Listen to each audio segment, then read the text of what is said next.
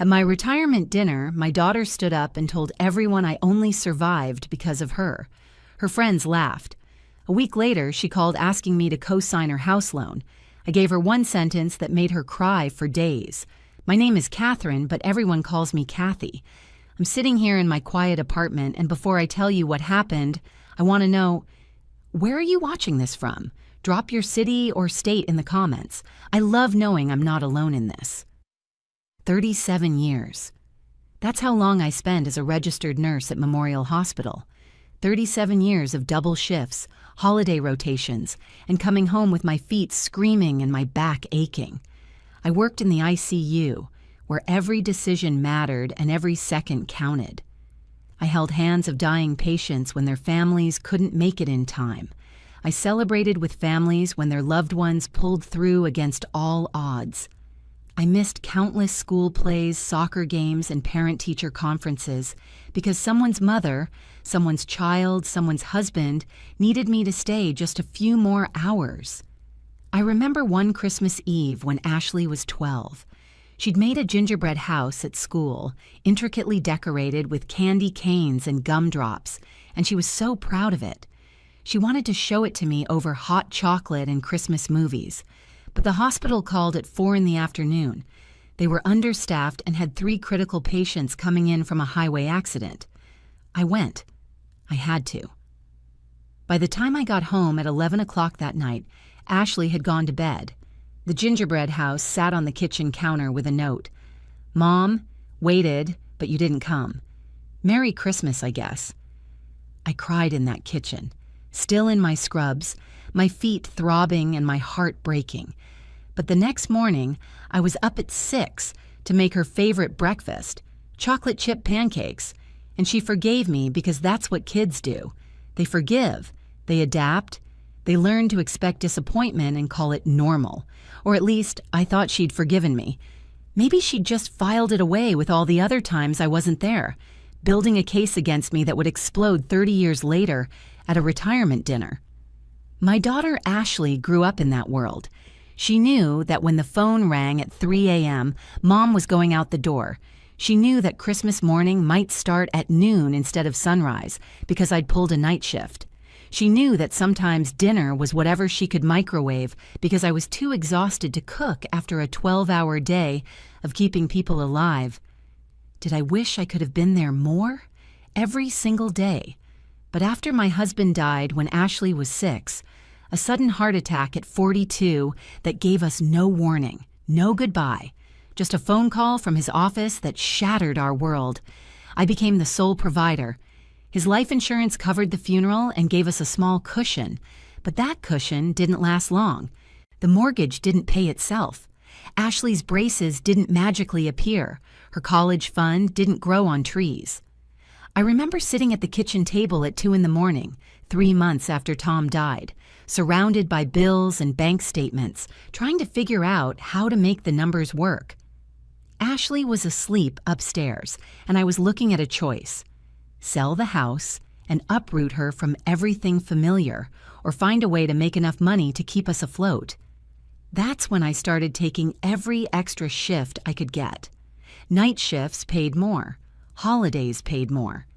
The ICU was always desperate for experienced nurses willing to work the slots nobody else wanted. So I worked. I picked up extra shifts. I took the holiday rotations that paid time and a half. I became the nurse that supervisors called when they were short-staffed because they knew I'd say yes. My body paid the price. Chronic back pain that never really went away, arthritis in my knees from standing for 12 hours at a stretch, exhaustion so deep that some days I felt like I was moving through water. But slowly, painfully, I built a life for us.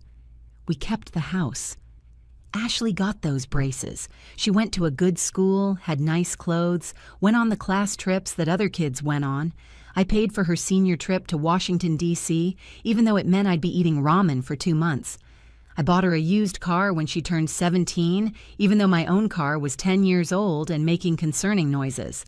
I covered her college application fees, her dorm supplies, her textbooks. When she called crying during her freshman year, because she wanted to rush a sorority but couldn't afford the fees, I picked up another shift and sent her the money. I thought she understood. I thought she knew that every sacrifice, every missed moment, every exhausted evening slumped on the couch was because I loved her more than my own comfort. I thought she appreciated that I pushed through chronic back pain and arthritis in my knees because giving up wasn't an option when I had a daughter depending on me. I was wrong.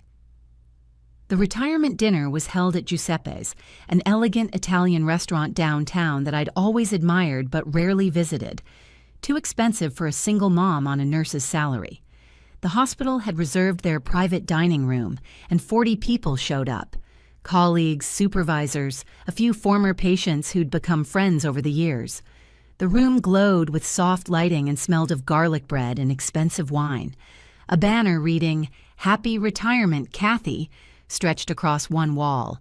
There were flowers on every table and a slideshow of photos from my career playing on a screen in the corner.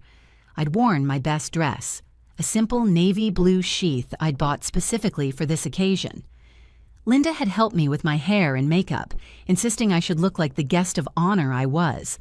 For the first time in decades, I felt almost glamorous, almost like someone worth celebrating. Ashley arrived late, making an entrance in a designer dress I knew cost more than I'd ever spent on any single piece of clothing in my life.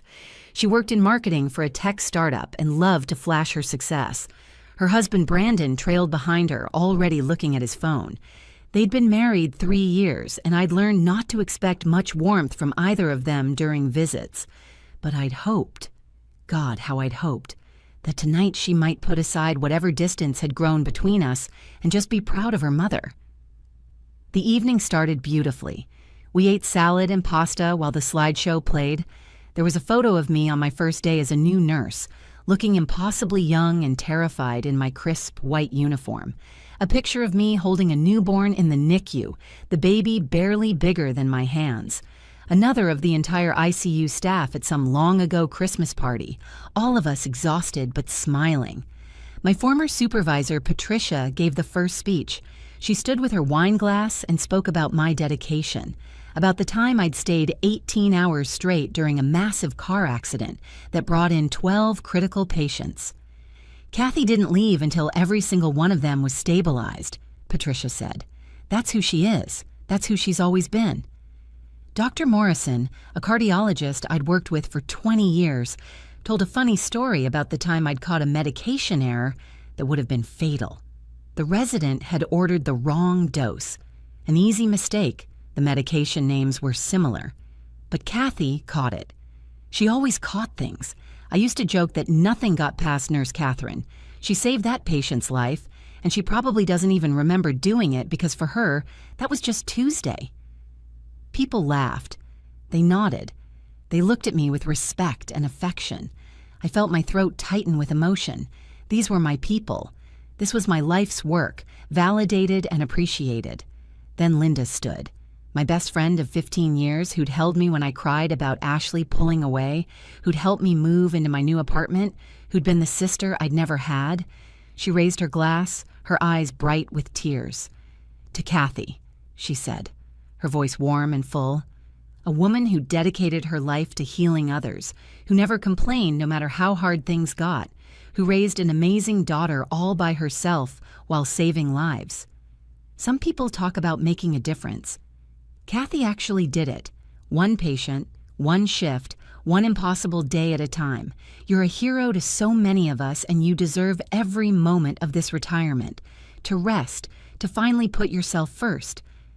Everyone raised their glasses. Everyone except Ashley. I should have known. I should have seen the way her jaw tightened, the way her fingers gripped her wine glass just a little too hard. I should have recognized that look. The one that said she was about to make everything about her. She stood up abruptly, her chair scraping loudly against the floor. The room quieted. Conversations died mid-sentence. All eyes turned to her. "I'd like to say something," she announced, her voice cutting through the comfortable atmosphere like a knife. She picked up her wine glass and cleared her throat loudly, making sure she had everyone's attention. "I'd like to say something," she announced. The room quieted. Everyone keeps talking about how amazing my mother is, how dedicated, how selfless. She paused, and I saw something cruel flicker across her face. But let's be honest here. My mom only survived because of me. The room went silent, completely silent. You could have heard a pin drop. Think about it, Ashley continued, her voice gaining confidence. Without me, what reason would she have had to keep going after Dad died? I gave her purpose. I gave her a reason to get out of bed every morning. Sure, she worked hard, but so what? Plenty of people work hard. The difference is I was there, needing her, giving her life meaning. Without me, she would have just been another lonely widow going through the motions. She took a sip of wine, letting her words sink in. So before we all start putting Mom on a pedestal, remember that I'm the one who made her life worth living. I'm the reason she pushed herself. Everything she accomplished, she did it because of me. You're welcome, Mom. She raised her glass with a smirk. To Mom, who survived because I gave her a reason to. A few of Ashley's friends from college, who she'd insisted on inviting, actually laughed. They thought it was edgy, clever. Everyone else looked horrified. Linda's mouth hung open. My former supervisor looked like she wanted to crawl under the table. The doctor who'd spoken earlier stared at Ashley like she'd just announced she was setting the building on fire. I sat there, my face burning, my hands trembling around my water glass. 37 years of service, of sacrifice, reduced to this. I only survived because my daughter existed. Not because I was strong, not because I chose to push forward every day despite my grief and exhaustion, but because Ashley, in her infinite generosity, had given me purpose by simply being born. The rest of the evening passed in a blur of forced smiles and sympathetic glances. People tried to salvage the mood, but the damage was done. Colleagues gave me sympathetic looks and hugged me extra tight when they said goodbye.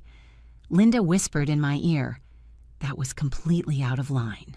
I'm so sorry, honey." Even people who barely knew Ashley looked at her with thinly veiled disgust. Ashley seemed oblivious to it all. She laughed with her friends, took selfies in front of my retirement banner, and posted them online with captions about celebrating Mom's big day. She kissed me on the cheek when she left, a performance for her friends, and said, "Great party, Mom," as if nothing had happened. She and Brandon left early, claiming they had plans. I stayed until the end, thanking people for coming, accepting their gifts and cards, pretending my heart wasn't shattered. Patricia pulled me aside before she left. "Kathy, what Ashley said was cruel and untrue. You're an incredible woman, and you built that through your own strength. Don't let anyone take that from you." I nodded, unable to speak past the lump in my throat. I drove home alone, my retirement gifts stacked in the passenger seat. I made it into my driveway before the tears came. I sat there for 20 minutes, crying so hard I could barely breathe. When I finally made it inside, I collapsed on my couch and cried until I had nothing left. Then I just sat there in the dark, replaying Ashley's words over and over. My mom only survived because of me. I gave her life meaning. You're welcome, Mom. 37 years reduced to, you survived because I existed. The next few days, I couldn't shake it. I thought about all the times Ashley had made comments I'd brushed off. The time she'd rolled her eyes when I'd gotten emotional at her college graduation, muttering, "So dramatic," to Brandon. The Thanksgiving when she'd spent the day with his family without even calling me, then acted like I was being needy when I'd mentioned feeling hurt. I thought about last Christmas, when I'd given her a photo album I'd spent weeks putting together. Pictures of her entire childhood, each one with a little note about what I remembered from that moment. She'd flipped through it quickly, said, "Thanks, Mom, this is sweet," and set it aside. Later, I'd seen it on her entry table, still in its gift bag, when I'd visited in March. I'd been making excuses for her for years. She's busy with work, she's stressed. She didn't mean it that way. But the dinner had ripped away all my illusions. My daughter didn't just take me for granted. She actively diminished me. She needed me to be small so she could feel big. Linda called me every day that week, Dr. Morrison sent me a beautiful email thanking me again for my years of service. That young woman doesn't know what she has, he wrote, but we do. I saved that email. I read it over and over, trying to remember who I was beyond being Ashley's mother, trying to remember that I had value, that my life had meaning that existed separately from her. A week after the dinner, my phone rang on a Thursday morning. I'd been sitting on my balcony drinking coffee and trying to read a book, though I kept reading the same paragraph over and over without absorbing a word. Ashley's name flashed on the screen, and against my better judgment, against every instinct screaming at me to let it go to voicemail, I answered, "Hey, Mom." Her voice was cheerful, bright, completely unbothered, like nothing had happened, like she hadn't publicly humiliated me 7 days ago in front of everyone who mattered to me. "Got a minute?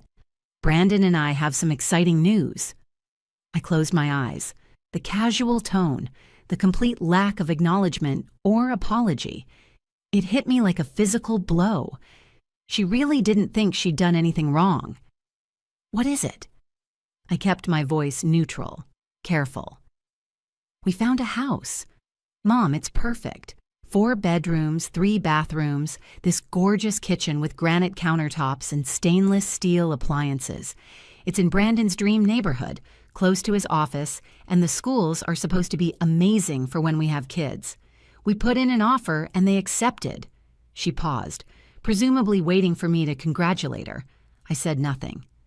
"Anyway," she continued, undeterred, "the only tiny issue is the mortgage. Our debt-to-income ratio is just slightly higher than what the bank wants. Brandon has some student loans and we both have car payments, and they said we need a co-signer to approve us. It's literally just a formality, Mom. We can totally afford the payments. We've done all the math. We just need someone with good credit to sign on the paperwork. It won't affect you at all." The audacity of it took my breath away. 1 week. It had been 1 week since she stood in front of 40 people and told them I only survived because of her. 1 week since she'd reduced my entire life to her existence. And now she wanted me to put my financial security on the line for her? "Mom, you there? I know it sounds like a big ask, but it's really not. The bank just needs the co-signer for approval purposes. We're putting 20% down, so we've got plenty of equity right from the start. You won't have to pay anything, I promise." Something in me cracked. Not broke. Cracked. Like ice spider webbing across a frozen lake, spreading from a single point of pressure until the whole surface is unstable, dangerous, about to give way completely. "Ashley," I said quietly, "have you called to apologize?" "What?" She sounded genuinely confused. "For what you said at my retirement dinner. Have you called to apologize for that?" There was a pause. Then, "Mom, come on, that was just a joke. Everyone knew I was joking. Don't be so sensitive about it. Besides, that's not why I'm calling. I'm calling about the house. This is important. This is about our future." My hand tightened around the phone. "Just a joke. Don't be so sensitive." The same dismissal, the same invalidation I'd been accepting for years. "So you want me to co-sign a mortgage for you?" I said slowly. "You want me to put my name, my credit, my financial security on the line for a house you can't quite afford?" "We can afford it," she insisted. "We just need the co-signer for approval. It's standard practice. And honestly, Mom, it's the least you could do." "The least I could do?" I repeated flatly. "Well, yeah. I mean, you have good credit because you never did anything with your life. You never took risks. You just worked the same job for 37 years and saved money. Brandon and I are building something. We're investing in our future, and you could help us, but instead you're making this weird and difficult." I stood up from my chair, my coffee forgotten. My heart was pounding so hard I could hear it in my ears. "Ashley, let me make sure I understand this correctly. You want me, the woman who only survived because of you, who apparently has never done anything with her life, who you publicly humiliated 7 days ago, to co-sign a loan that could destroy my financial security if you and Brandon can't make the payments. You're being ridiculous, she snapped. I said that was a joke, and we're not going to miss payments. We're responsible adults. Responsible adults who can't qualify for a mortgage on their own. Mom! Her voice rose, taking on that whiny quality I recognized from her teenage years. Why are you being like this? I'm your daughter. I'm asking for help. Isn't that what mothers are supposed to do? Help their children. That did it. That shattered something in me that I hadn't even known was still holding on. After everything I've done for you, she continued. Don't, I interrupted, my voice deadly calm. Don't you dare finish that sentence. If you're enjoying this story and want to hear more like it, hit that subscribe button right now. Trust me, you won't want to miss what happens next. Ashley, I said, my voice deadly calm, I want you to listen very carefully because I'm only going to say this once. Okay. She sounded uncertain now, maybe picking up on something in my tone. Yesterday, I met with my attorney and restructured my entire estate. The house you grew up in, the one you assumed you'd inherit, has been sold. Every penny of my retirement savings, every investment, every asset I own has been placed into an irrevocable trust. That trust pays me a monthly income for the rest of my life, and when I die, every remaining dollar goes to the Memorial Hospital Foundation to fund scholarships for nursing students whose parents can't afford to support them through school. Silence on the other end. You told 40 people that I only survived because of you, that I only accomplished anything because you gave my life meaning. So I decided you were right. If my entire purpose was serving you, then my work here is done. You're a grown, successful woman with a husband and a career. You don't need me anymore. And since I apparently have no value beyond what I could provide you, there's no reason for me to leave you anything. The nurses who will receive those scholarships, they'll actually appreciate what's being given to them. They'll understand sacrifice. They'll know what it means to work yourself to exhaustion for people who need you. Mom, wait! Her voice cracked. I'm not co-signing anything, Ashley. Not a house, not a car, not a credit card.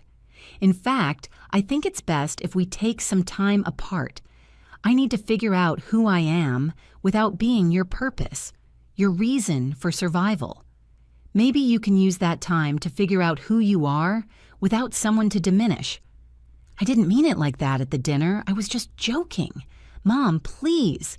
You stood up in front of everyone I respect and reduced 37 years of work, of sacrifice, of pushing through pain and exhaustion to your existence.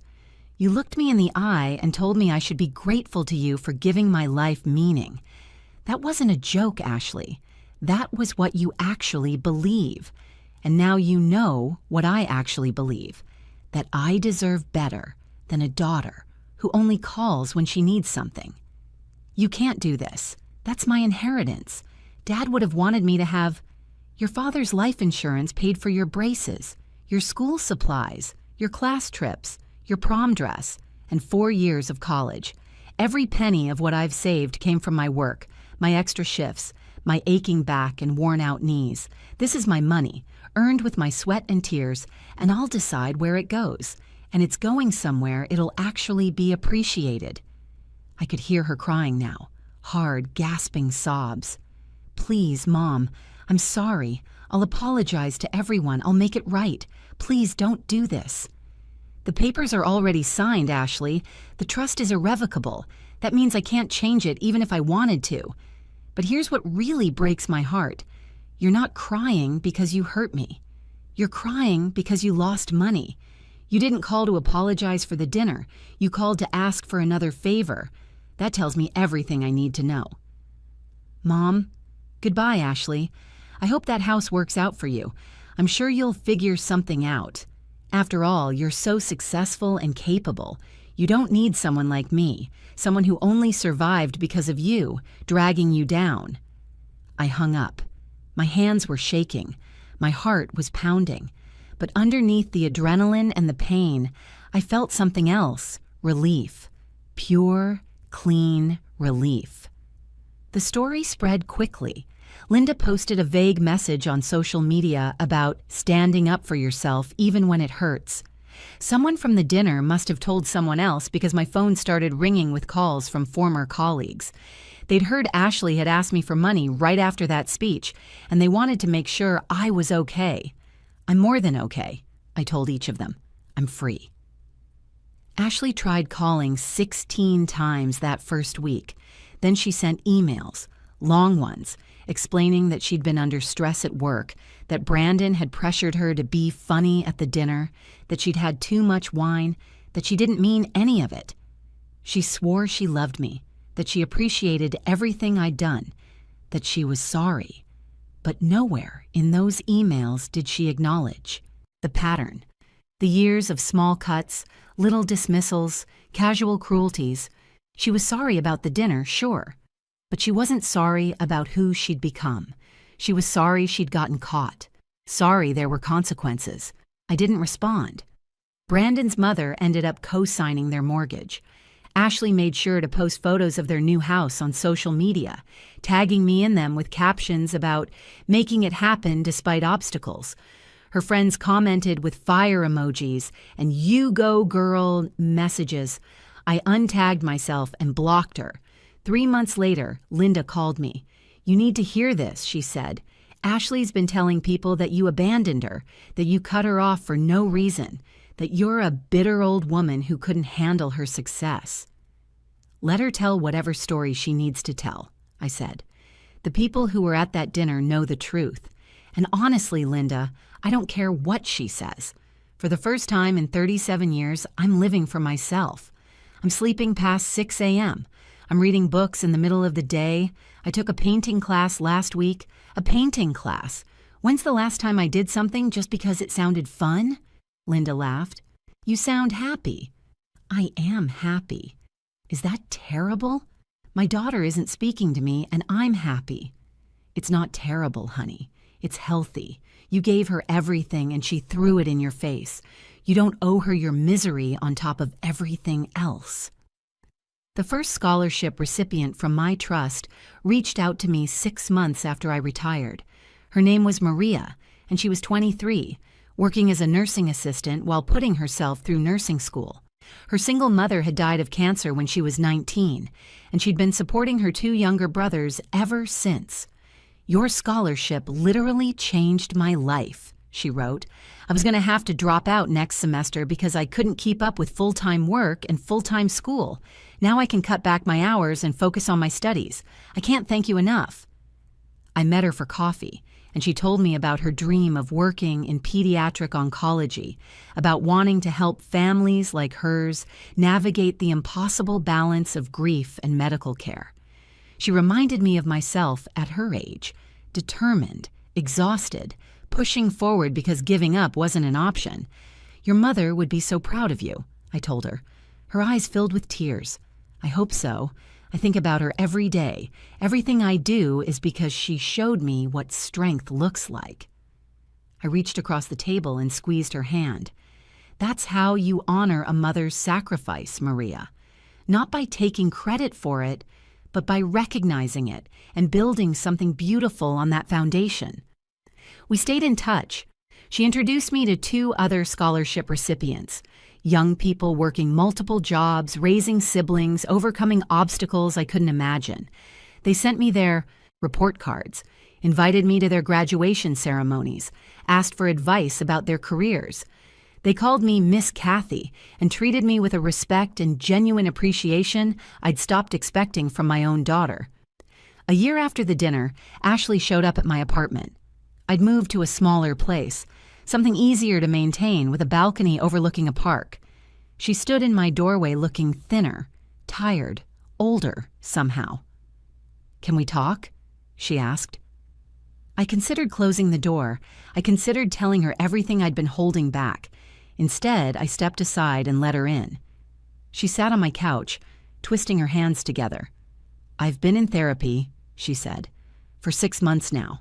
My therapist helped me see a lot of things, about how I've treated you, about what I said at the dinner." I waited. "I was jealous," she said quietly. Everyone always talked about how amazing you were, how dedicated, how strong. And I felt invisible next to that, like I'd never measure up. So I tore you down instead. I made you small so I could feel bigger. And that night at the dinner, watching everyone praise you, something in me just snapped. I wanted to take that moment away from you. She looked up at me, tears streaming down her face. I know what I did was unforgivable. I know I can't undo it. But I need you to know that I'm sorry. Really, truly sorry. Not because of the money. I know that's gone and it should be gone. But because I hurt you. Because I took everything you sacrificed and used it as a weapon against you. Because I was your daughter and I should have been your biggest defender. And instead, I was your biggest critic. I felt something shift in my chest. Not forgiveness, not yet. But maybe the beginning of it. A crack letting in light. Ashley, I said slowly, I'm glad you're in therapy. I'm glad you're working on yourself. But I need you to understand something. I didn't create that trust fund to punish you. I did it to save myself. I needed to know that my life's work mattered beyond what I could give you. I needed to know that my value existed separate from being your mother. I understand, she whispered. Do you? Because for 37 years, I defined myself by providing for you. And when you stood up at that dinner and told everyone I only survived because of you, you confirmed my worst fear, that all my sacrifice, all my work, all my exhaustion and pain was never really mine. It was just a side effect of your existence. That's not true, she said urgently. Mom, you're amazing. You saved lives. You helped people. You built a career that mattered. I was just too selfish and insecure to see it. Yes, I agreed. You were. And it's going to take time before I can trust that you actually see it now. She nodded, accepting this. Can I ask, are you happy? I thought about my painting class, about coffee with Maria and the other scholarship, students, about sleeping past 6 a.m. and reading in the park. I thought about not waiting for my phone to ring, not hoping for a call that never came, not making myself small to accommodate someone else's ego. Yes, I said, I'm happy. Ashley smiled through her tears. Good, you deserve that. We're rebuilding, slowly. Ashley calls now to ask how I'm doing, not what I can do for her. She came to one of my art shows, awful paintings, really, but I loved every brushstroke, and bought one to hang in her house. She donated to the scholarship fund in my name for my birthday. Small steps, careful ones, but steps nonetheless. I don't know if we'll ever get back what we had, or rather, what I thought we had, but I know this. I'm not the woman who sat silently while her daughter humiliated her. I'm not the woman who measured her worth by what she could provide others. I'm not surviving because someone else gave my life meaning. I'm thriving because I finally saw my own value. And no one, not even my daughter, can take that away from me. Sometimes the people we love most need to lose us to understand what they had. And sometimes we need to walk away to remember who we are. I'm Catherine. I'm a retired nurse, a scholarship founder, a terrible painter, and a woman who finally learned to put herself first. And I'm exactly where I need to be.